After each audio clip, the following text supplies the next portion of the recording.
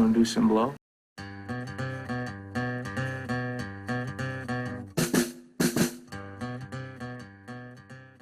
If you've been watching the channel for a while, you've probably seen my Tarantino ripoff series. Now, I mentioned that there is some lists out there that contain supposed Tarantino ripoffs, and most of them are the same. And if you don't know what that is, there was just like a lot of similar films that came out after the success of Pulp Fiction that really tried to emulate that style. And some of them were just totally mediocre, and others were just so spot on, just rip-offs, blatant rip-offs that it's almost like a spoof. Like the one I'm thinking of is Truth or Consequences, New Mexico, directed by Kiefer Sutherland.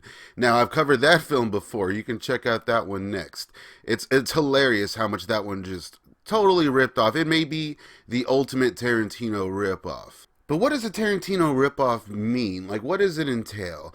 Mainly, as the mainstream goes, it's guys in black suits saying fuck and, talking about movies and stuff like that. And maybe a jumbled act structure, maybe that helps.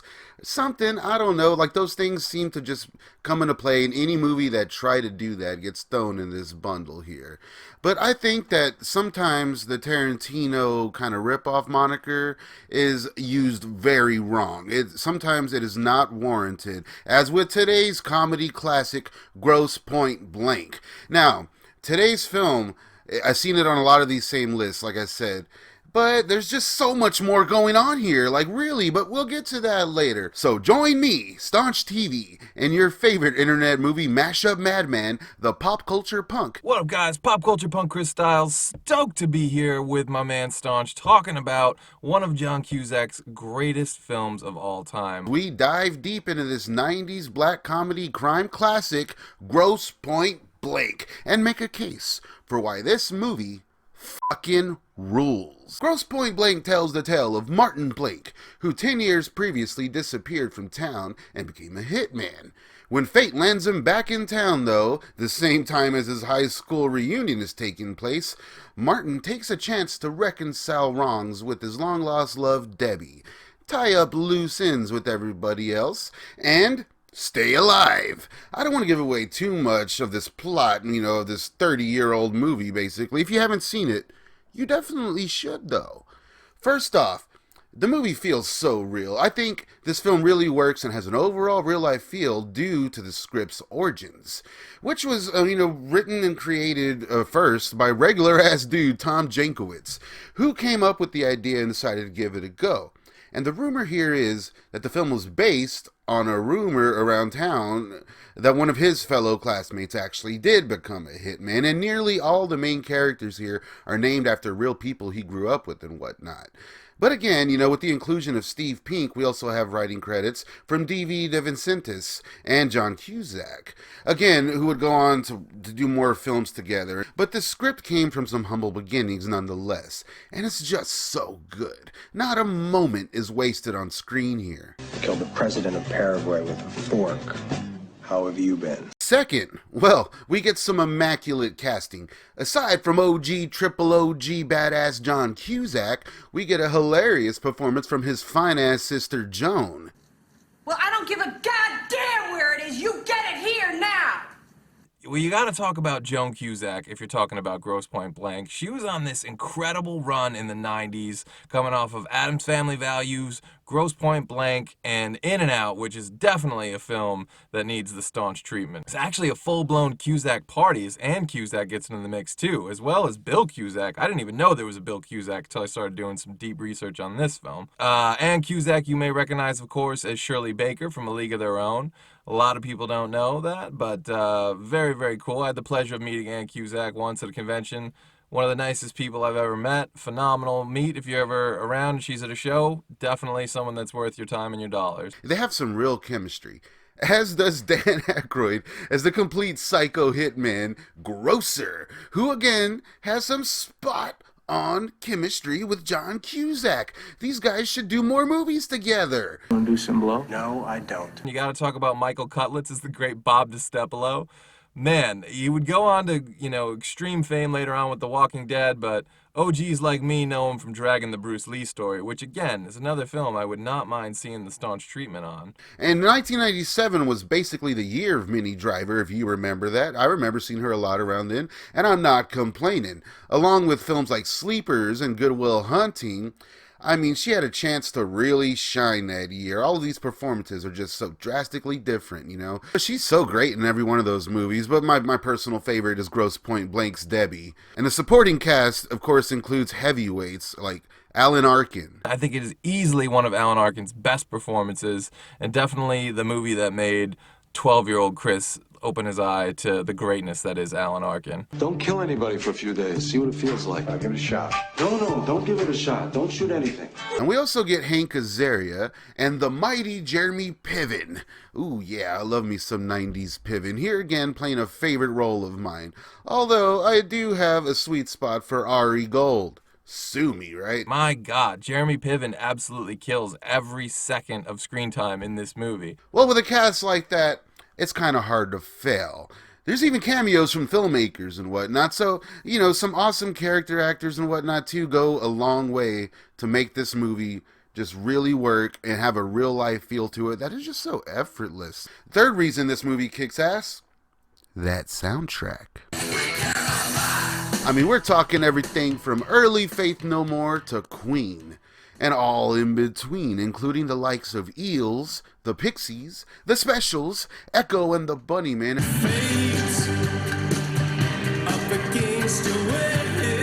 And we also get one hell of a score from the immortal Joe Strummer himself. And all the songs are used well, you know what I mean? Like, they're not really taken out of context or out of the reality too much.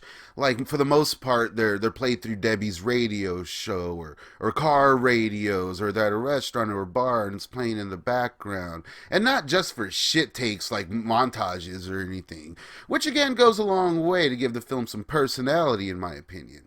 And of course that does happen, you know, there is some kind of montage-y type stuff that happens later on at the actual reunion, but hey, of course that's going to happen. It is the 90s after all. Which brings me to reason number 4 why Grosse Pointe Blank kicks ass. That badass fight scene at the reunion with none other than Benny the Jet Urquidez. The great Benny the Jet Urquidez. It's the guy that Cusack fights and then stabs with the pen and kills in the hallway fight at the reunion. One of my favorite fight scenes ever, by the way. It's got so much personality to it. It doesn't have a lot of flashy kicks and stuff like that. Now, the plot here, aside from the Debbie and the reunion stuff, deals with Dan Aykroyd's grocer attempting to start a hitman union, which, of course, Martin rejects.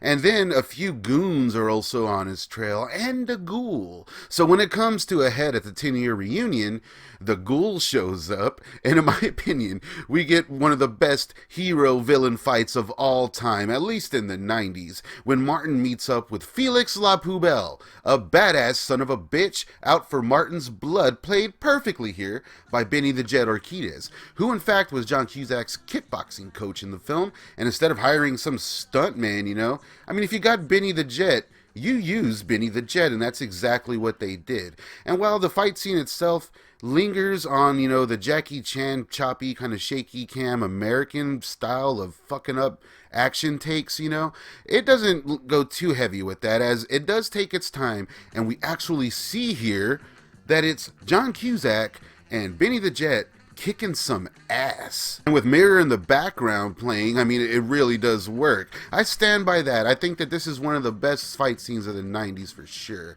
My buddy the Pop Culture Punk has a lot to say about the film and Benny in general, so let's pop over there to see what this fucking wacko is up to. Man, let me tell you, Benny the Jet Urquidez is a world-class kickboxing champion and a legend in the world of martial arts.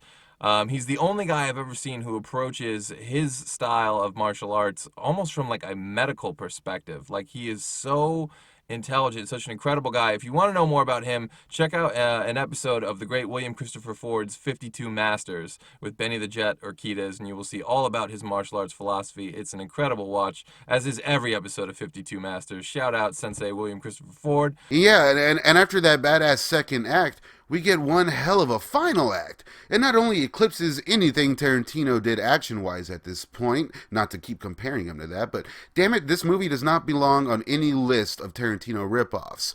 And, you know, the film Grosse Pointe even goes full John fucking Woo for a moment. All we need is a few doves.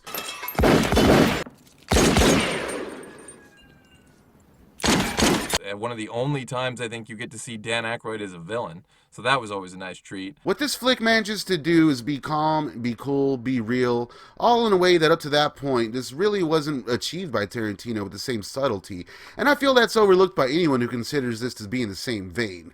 It may be the original script or the inclusion of Steve Pink and John Cusack, a pair that would again go on to shine multiple times. But here, we get some very real interactions and scenes that really settle into themselves. It's a lot of fun to watch these play out and absolutely stick every landing throughout. All without excessive cursing or movie references or drug use, you know? Again, something that up to that point Tarantino hadn't really achieved. Not just yet. As in 1997, Tarantino released what I consider to be his best film.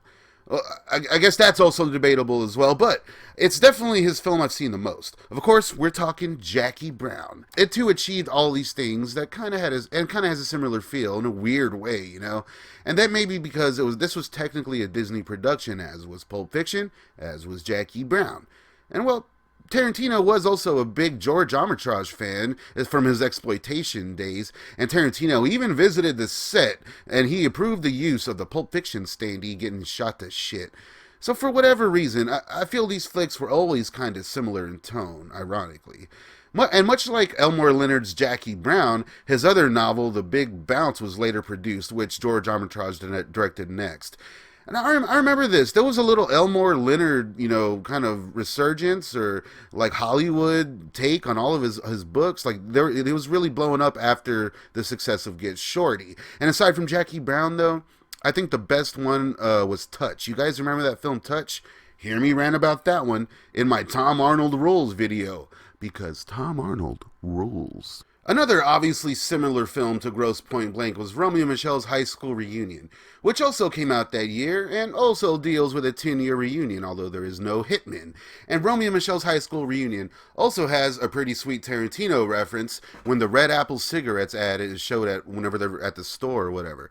You guys think I should dive into Romeo and Michelle's High School Reunion soon? Let me know in the comments. Oh, Toby, fuck off. And if you don't know, I did cover the Romeo and Michelle prequel already. Be sure to check that out. Oh, Toby, fuck off. And the final reason this movie kicks ass, 90s Piven. 10 years, man! 10 years! 10 years! 10! I was already a huge PCU fan, but man, this film really put it over the top. And also, it kind of kindled that Piven and Cusack magic that you see in movies like Say Anything and, of course, the great Serendipity. The guy has never been better. I've covered a few movies from Piven's early career, like Lucas, and one of my all-time favorites, Judgment Night. Check those out next. I don't know, I'm thinking maybe I should do a Jeremy Piven video. I am legit a big fan of that guy. I always have been. Regardless of any personal dramas, etc., you know. I've always found him to be a likable presence on screen, regardless of whatever schlub he's playing. Shout out to Jeremy fucking Piven. This film really made its mark, and it's just so effortlessly cool, and makes for a perfect storm of mid-90s charm, and even works as an action flick on its own. And, you know, I mean, it's just the little things like Martin getting hurt that goes a long way to humanize him and make you care for the guy. And, I mean, that and John Cusack's charm is just totally undeniable. I just want more of this character. I've always found the ending to Grosse Pointe to be a little abrupt, though, you know. Especially like just he gets back with Debbie and they drive off and you just want more of this story. And we did get the film War Inc. years after, which was also co-written by Cusack, dealing again with John Cusack playing a similar hitman to Martin Blank. Well, he seems a bit more jaded, like maybe the relationship with him and Debbie didn't work out and he reluctantly went back to the life or something.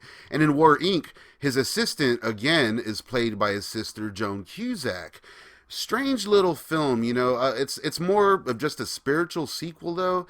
and it's kind of boring in parts, but I'd recommend it. I mean, shit, Hilary Duff's pretty hot in that movie, man. I always felt like this could have been a Say Anything sequel, if you think about it. Like, imagine he goes to Europe and it doesn't work out with Ione Skye, so he goes nuts, joins the army, and then comes back 10 years later. It's weird. It's like not officially a sequel, obviously, but I don't know. It always feels like that same Piven Cusack multiverse where, God, that's a multiverse of madness film that I need to see. Grosse Point Blank creator Tom Jankowicz would go on to champion the film throughout his life. And damn it, it's a cult classic today for a reason. And it was critically well received upon release, so that's something, and even did okay in the box office, all things considered. He would appear at Q&As and such throughout the years. And in 2013, Tom Jankowicz was doing a live Q&A and collapsed. And later, unfortunately, would pass on. But I don't really see this as just a sad occurrence, you know? The guy went out doing what he loved, championing something he created and was proud of.